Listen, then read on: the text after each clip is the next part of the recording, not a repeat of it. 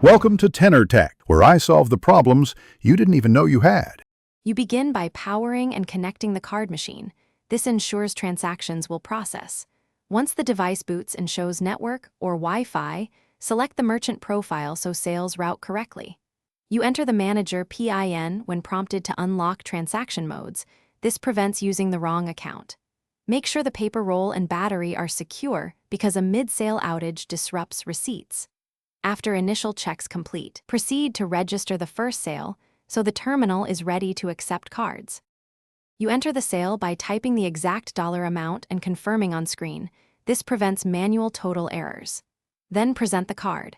Tap for contactless, insert chip for EMV, or swipe older magnetic stripe cards. Each method authenticates differently.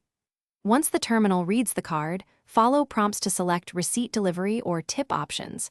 This step completes authorization and settles the amount. If a signature is requested, have the customer sign clearly. After confirmation, wait for the approved message before handing back the card.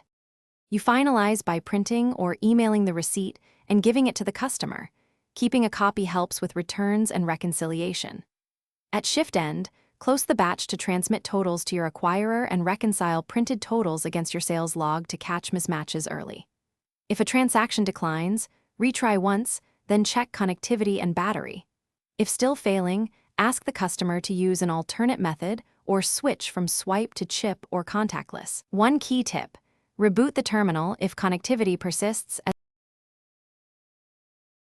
Thanks for watching. Subscribe to keep your life in tune.